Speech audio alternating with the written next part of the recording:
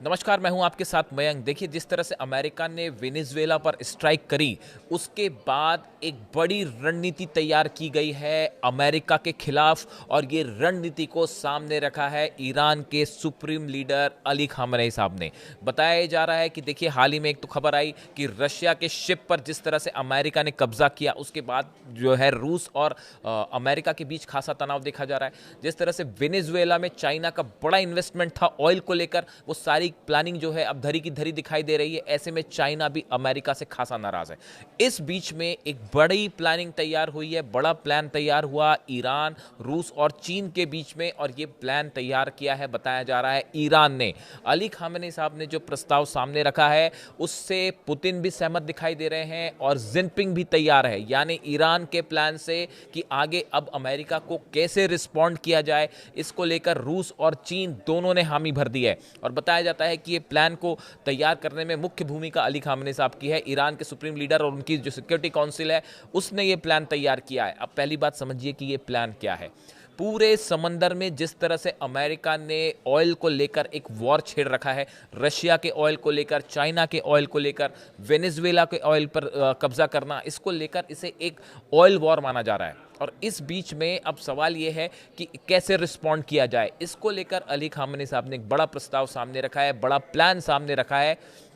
रूस और चीन, ईरान और बाकी के सहयोगी देश मिलकर मिडिल ईस्ट से अमेरिका के प्रभाव को खत्म करें, मिडिल ईस्ट से अमेरिका को बाहर करें। इस स्ट्रैटेजी पर काम करने के लिए ईरान के सुप्रीम लीडर ने प्लान सामने रखा है, बताया जा रहा है, जो सोर्सेस से खबरें हैं। और रूस चीन को इसमें जुड़ने के लिए कहा है। इतना ही नहीं, अरब कंट्रीज से भी अपील की है कि पूरे मिडिल ईस्ट से अमेरिका को बाहर किया जाए। यहाँ पे जो तेल व्यवसाय है उससे बाहर किया जाए, जो शिप्स यहाँ पे ट्रैवल करते हैं अमेरिका के, उनको यहाँ से बाहर किया जाए।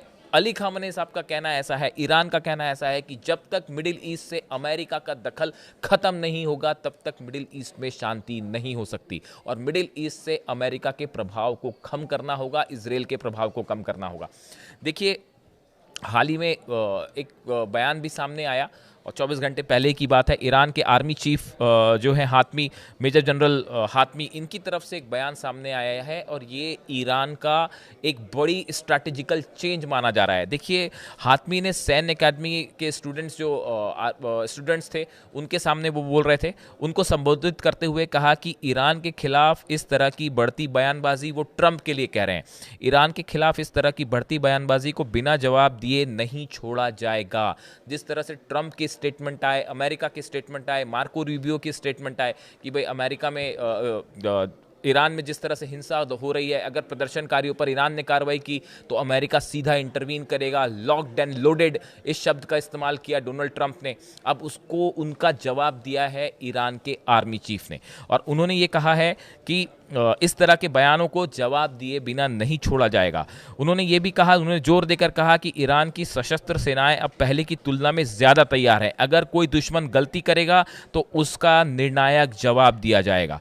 देखिए, ये जो खबरें हैं, ये पूरे अमेरिका की नहीं, यूरोप की नहीं, पूरी दुनिया के न्यूज़पेपर्स में, वेबसाइट्स में, सब जगह प्रमुख रूप से प्रकाशित हुई हैं। ईरान के आर्मी चीफ ने जो बात कही है, Iran's army chief threaten pre-emptive military action Wednesday over the rhetoric targeting the Islamic Republic. उन्होंने ये कहा कि जो बयान ईरान के खिलाफ लगातार दिए जा रहे हैं, ईरान को अनस्टेबल करने की कोशिश की जा रही है, अब ईरान इसका जवाब देगा। देखिए, ये बयान महत्वपूर्ण क्यों हो जाता है। हाल ही में जो मेजर जनरल हातमी है, उन्हें कमांडर इन चीफ भी बनाया गया है ईरान का।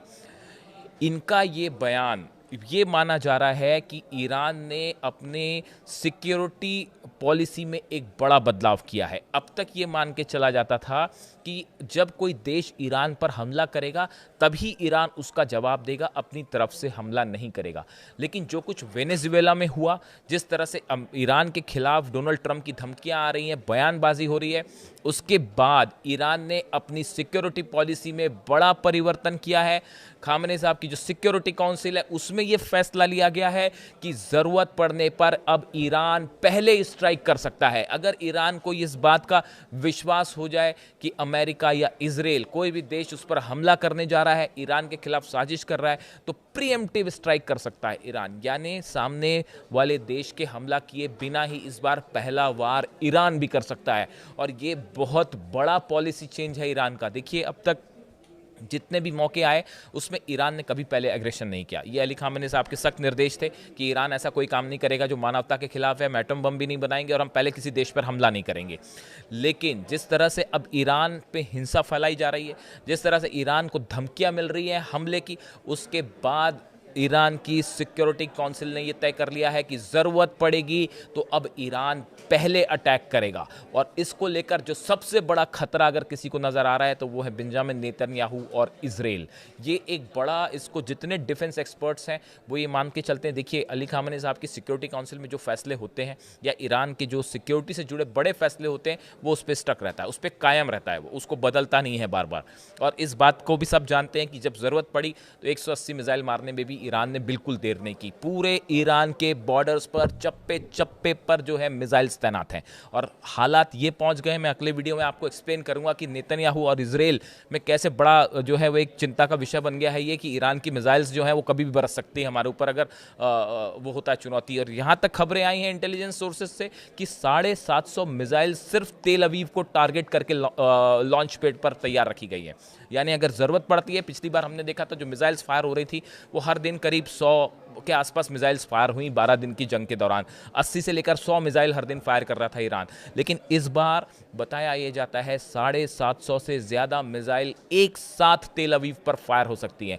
इस तरह की बातें जो है वो डिफेंस लॉबी में चल रही हैं। अब आप देखिए, एक तो अली खामेनी साहब का ये स्ट्रैटेजी तैयार करना कि मिडिल ईस्ट से अमेरिका का बायकॉट करो, अमेरिका को बाहर करो। अब इसमें कितने अरब देश साथ देंगे वो देखने वाली बात है। लेकिन चाहे यमन का मुद्दा हो, चाहे लाल सागर में अमेरिकी जहाज़ों का मामला हो, या फिर इन इलाकों से होते हुए जो जहाज़ गुजर रहे हैं अमेरिका के, उनको निशाना करने, उनको पर निशाना लगाने की बात हो, ऐसे कई सारे मुद्दे हैं जो आने वाले दिनों में एक बड़ा फ्लैश पॉइंट साबित हो सकते हैं। जिस तरह से रशिया के जहाज़ को रोका गया, बेला 1 पे को कैप्चर किया अमेरिका ने अटलांटिक ओशन में, उसके बाद पुतिन भी नाराज़ हैं, जिनपिंग भी नाराज़ हैं, और अब अली खामेनी साहब ने एक बड़ा प्लान सामने रखा जिसको दोनों देशों की बताया जा रहा है कि सहमति मिल चुकी है। अब ये तीनों देश मिलकर एक समंदर में एक बड़ी चुनौती खड़ी कर सकते हैं अमेरिका के लिए, और मिडिल ईस्ट से अमेरिका के प्रभाव को खत्म करने के लिए एक साझा रणनीति तैयार है जिसमें बड़ी मात्रा में चाइना अब ईरान से ऑयल खरीदेगा। यह बात भी साफ हो चुकी है। यानी आने वाले दिनों में अमेरिका, इंग्लैंड, यूरोप के देश एक तरफ और चाइना, रशिया और ईरान एक तरफ, ये दो गुटों के बीच में बड़ा कोल्ड वॉर फिर से छिड़ता दिखाई दे रहा है। इससे जुड़ा जो भी अपडेट होगा आप तक पहुंचाएंगे। Thank you so much.